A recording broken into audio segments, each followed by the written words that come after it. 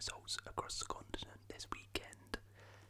Now, it was a really, really good game week, I must say. First one back after the international break. A lot of big talking points.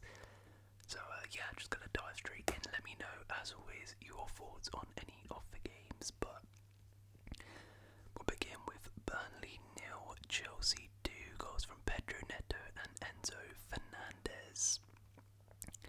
So Chelsea pick up a comfortable victory here over Burnley 2-0 away from home to go into second place now, and pretty pleased with this.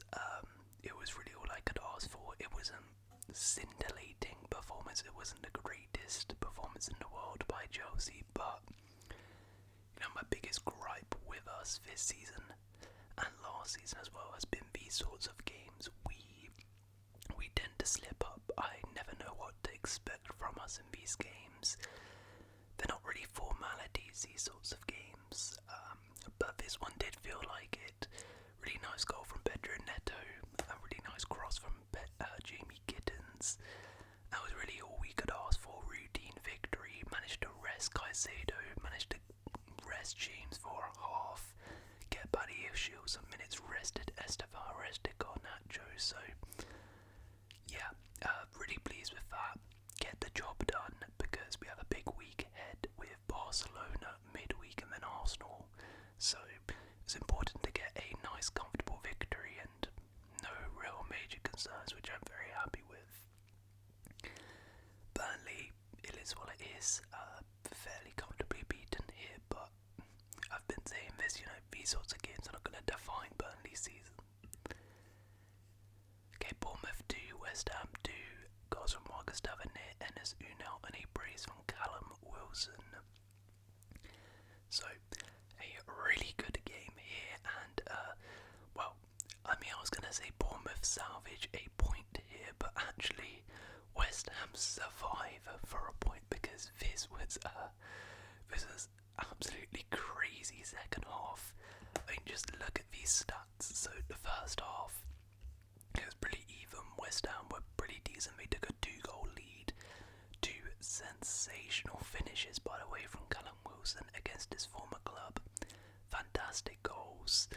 And then look at these second half stats. Bournemouth 79% possession, 3.4 XG, 4 big chances created, 8 shots on target, 21 shots, and just 1 shot conceded. They absolutely battered West Ham. Managed to get it back to 2-2, and honestly probably should have won the game. It was a sensational fight back, and if it wasn't for Areola, who was amazing, got a 9.4 rating and an assist as well, then this honestly could have been like 5-6 from Bournemouth. Areola made some great saves. I will say though, for the penalty, West Ham, in my opinion, definitely should have gone down to 10 men. I don't know how Gilman wasn't sent off. Evan Nielsen is literally about 6 yards out. He's about to shoot 1v1 against the keeper, and Gilman comes in, slide and tackle and handballs it. It's a clear denial of a goal scoring opportunity, and he makes a movement with his hand towards the ball as well. So I don't even think it was an accidental handball. He didn't even get a card for it. That was crazy. But West Ham just about hold on to a point there, but what an amazing game that was. Brighton 2, Brentford 1, goals of Danny Welbeck, Jack Hinderwood and Igor Thiago.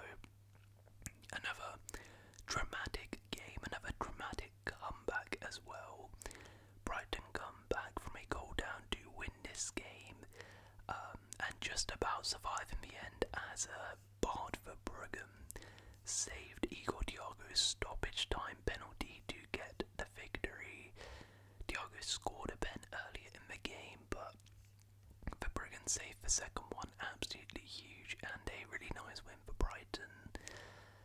Danny Welbeck with a really nice finish for his goal, and back on the score sheet again. This guy, absolutely crazy season he's having, but Brighton were poor in the first half, kind of like the Bournemouth game, but then second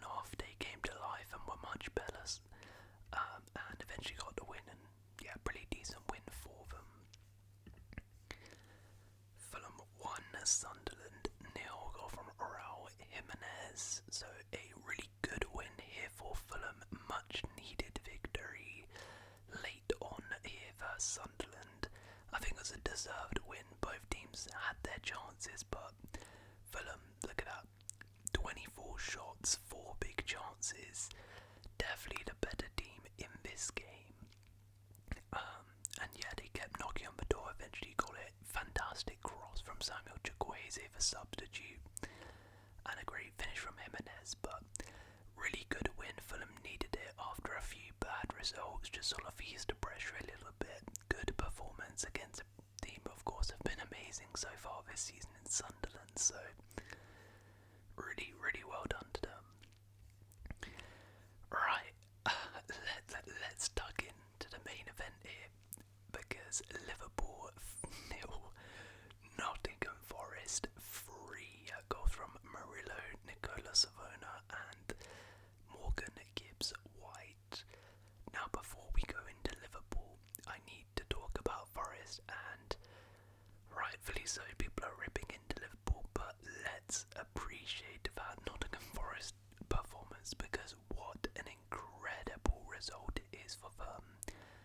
And I mean, this is really the result of the Dyche era. This has kick-started Sean Dyche's Forest here. Superb. Defensively, absolutely brilliant. Created lots of chances as well. I mean, you can see from the stats here, it wasn't even like an extremely lucky win or anything. They did fantastic. They played really well. They were putting blocking time in, time again. Last ditch challenges. They were really up for it. Defended so well. And then they counter-attacked brilliantly, and it was superb. Gibbs-White, another goal. He's been fantastic since Dyche has come in, and a 3-0 win at Anfield. Wow. And like I said, credit to Dyche. He has managed to turn around this Forest team instantly and sort of turn them back into the Forest we saw last season under Nuno. And I think they're going to be perfectly fine this season. I think give it a few more games and they'll be comfortably away from the relegation zone. To be honest, I don't see them in any danger now that they've got Dyche here. Absolutely sensational win, sensational performance, and what a win. Now, let's talk about Liverpool, because wow, this feels like a sizable result. This feels like a bit of a turning point now for Liverpool this season, for Arne Slot, and for a lot of people. I think this feels big. It really does, because it's one thing, losing to Man City, losing to United, losing to Chelsea.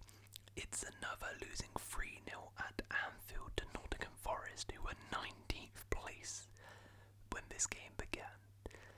And I don't really care what the circumstances are. That is unacceptable for Liverpool at any point to be doing that. And I think, as I said, this is quite a sizable result now, because I think people have really opened their eyes up and said, okay, Liverpool are in. I mean, I've been saying it, but I think everyone now realises Liverpool 100% are not winning this league. Liverpool are 100% not the team they were last year. They are 100% in a crisis right now. And I think now a lot of people are going to put Arne Slot as well under the microscope. And look, I think with Liverpool I might need to make like a full video honestly on what's going wrong here, because there's so many things, but this game was just another example of the blueprint being implemented so easily to beat Liverpool. I've seen so many teams this season just do the same thing, and it works every time. Just sit back, let Liverpool have the ball. You don't even need to defend like Mourinho's Chelsea. You just need to defend pretty solid as a nice unit. They're probably not going to create many chances to break you down like they did in this game. One big chance created the entire game. And then as soon as you get the ball, run at them, play fast, quick, direct football, and they won't be able to cope. They won't be able to cope. It's exactly what Forest have done here perfectly. It's exactly what Brentford did to them. It's exactly what Palace did to them.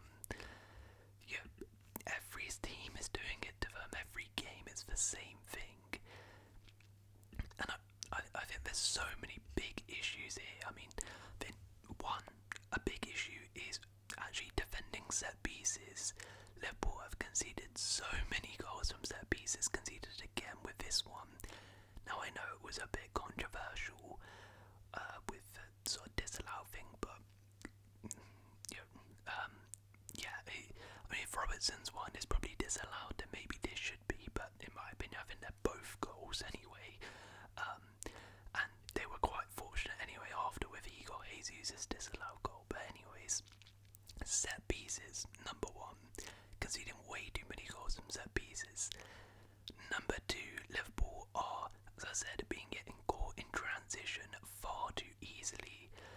They're not getting back in time to recover, and how many times this season have we seen them in like 3v2 situations, 4v2, Van Dijk and Canate running back and just gaps everywhere.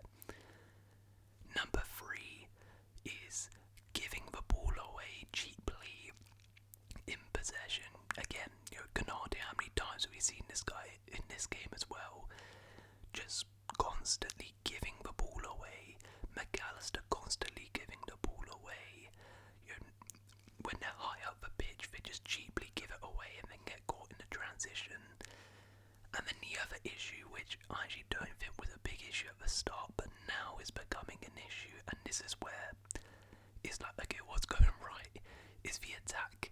The attack is not gelling, there's no cohesion there, they're not creating chances when teams are sitting back against them now.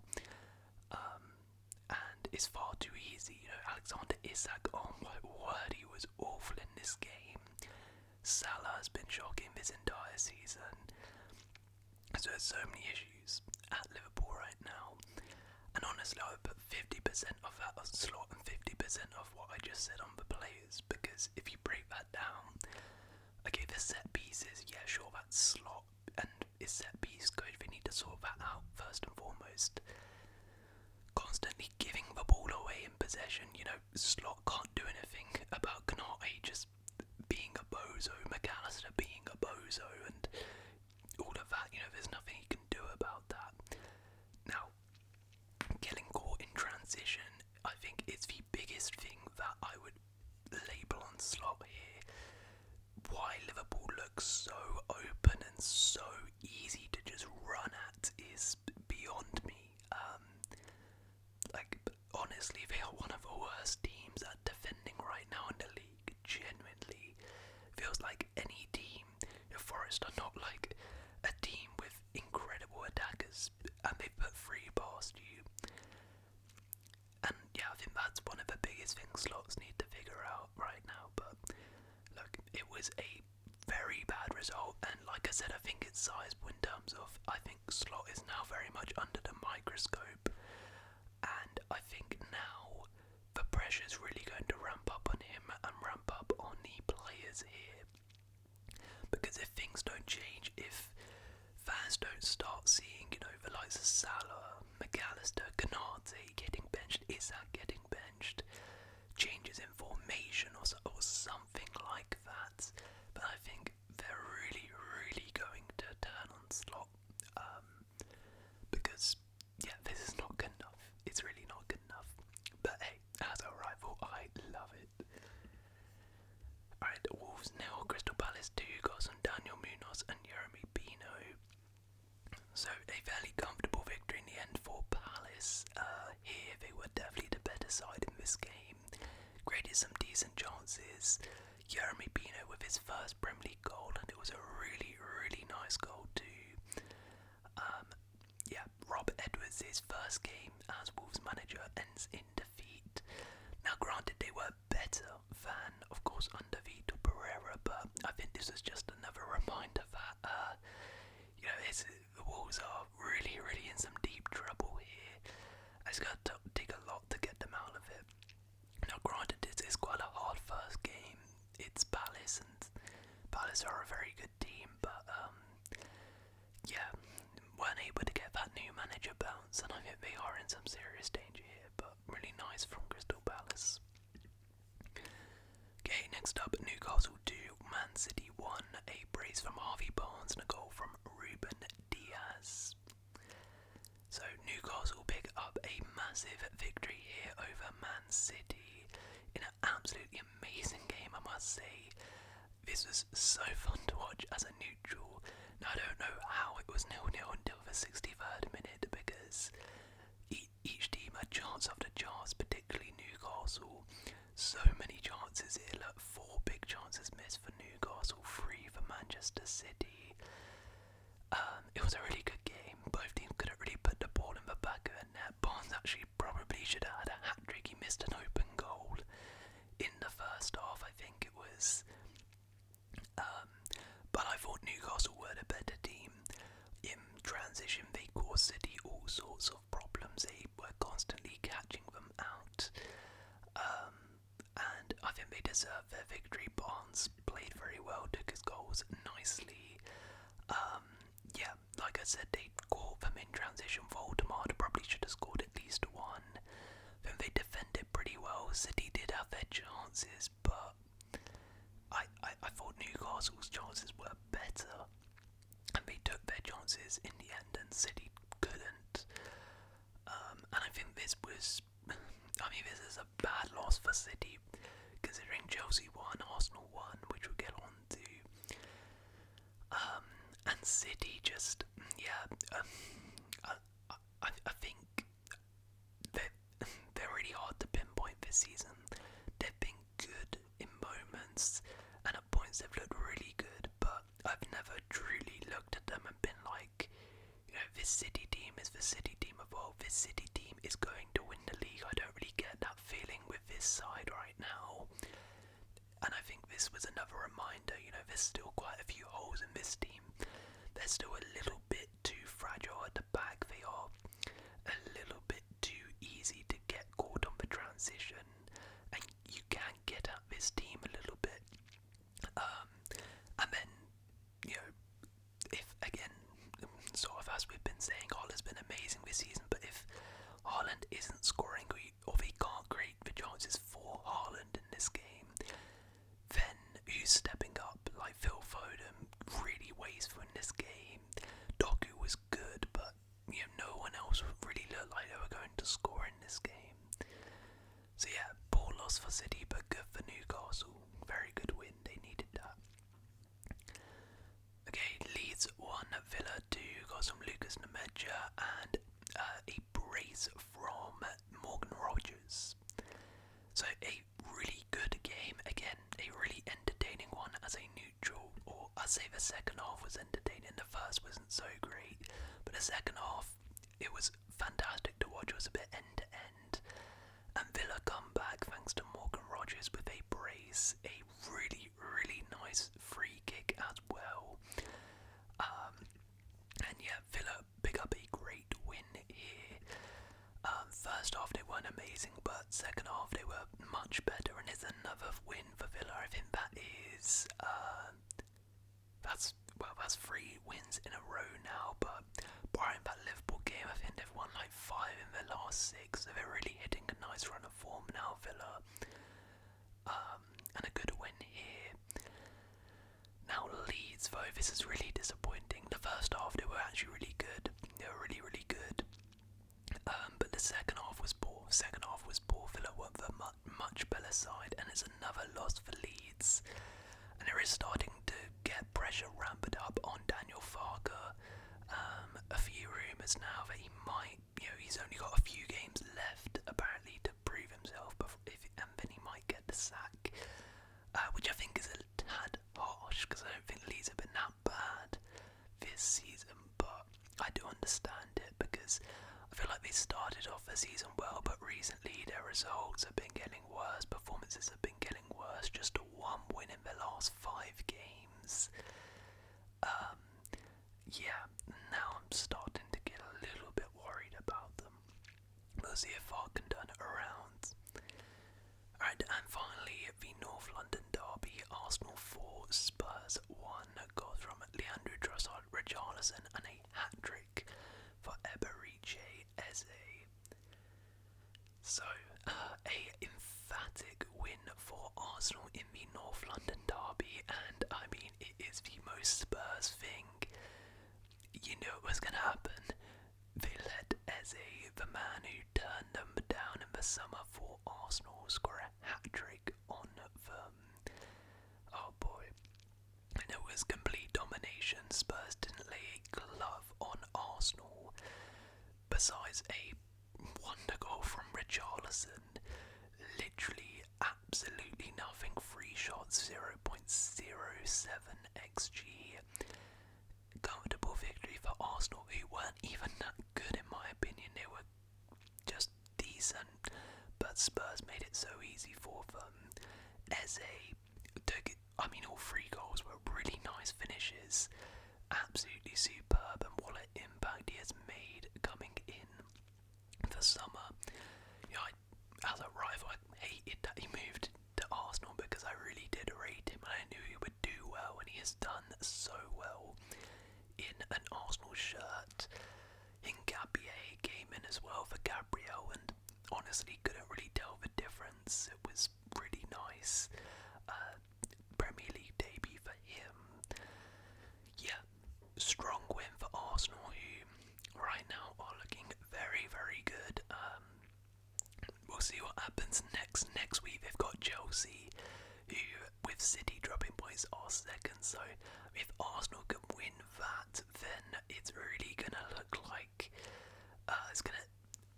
I don't know who would stop them then, because right now I've spoke about City's flaws. Obviously Liverpool are completely done. Chelsea was still a little bit inconsistent, so this really does look like it's Arsenal's to lose right now. But of course there's plenty of games to play.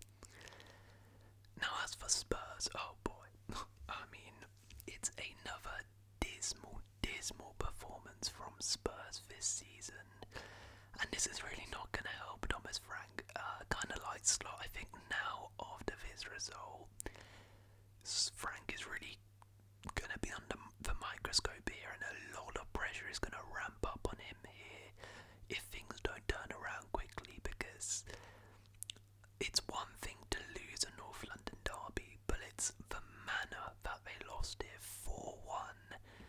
And like I said, literally didn't lay a single glove on them. They didn't even have a shot in the first half of the game. A Richarlison wonder goal was the only thing they did in this game.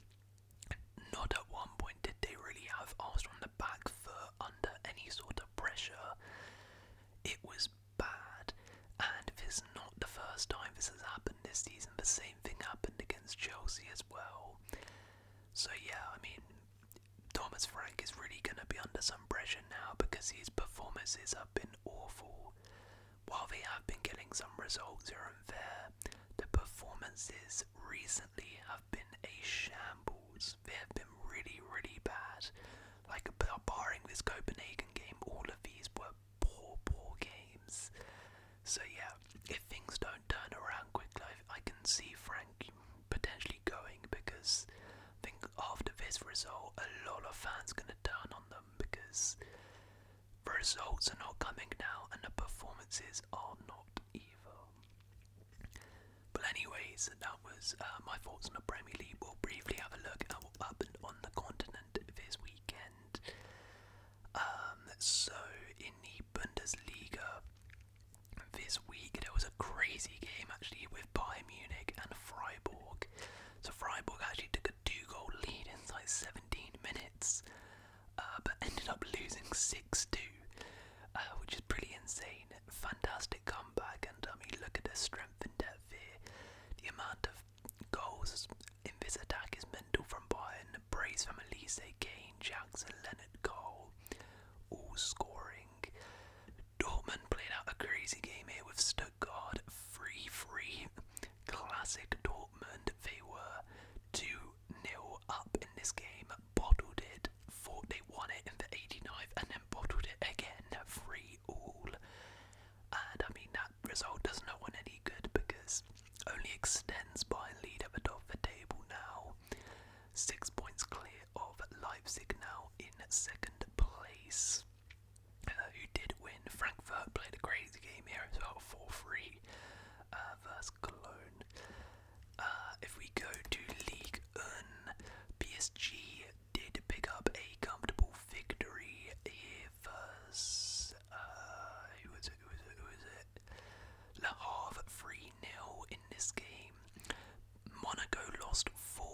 this game, but it was the return of Paul Pogba. Only played 5 minutes, but it is his first time on the pitch after a very, very long time, which is really cool to see. Hopefully, they got Champions League midweek. Paphos FC, hopefully he can get some proper minutes in that. Marseille also won 5-1. Greenwood brace there. And yeah, they are going toe-to-toe right now with PSG. In La Liga, so Barcelona made a return to the camp now against Athletic Club. After a very, very long time, they finally returned and they won 4-0. Comfortable victors there. I must say, one of my favourite stadiums sort of to watch football in on the TV. Looks so good, it looks fantastic, so great to see them there. As a recording, Real Madrid are currently playing Elche and it is 0-0. And Serie A, there is currently the Milan derby which is going on, and that is 0-0 as well. So we'll see who comes out on top there, but Napoli got a 3-1 victory over Atalanta, and Juve dropped points as well. But anyways, that was the weekend's football results reviewed. Let me know your thoughts on any of the games we discussed in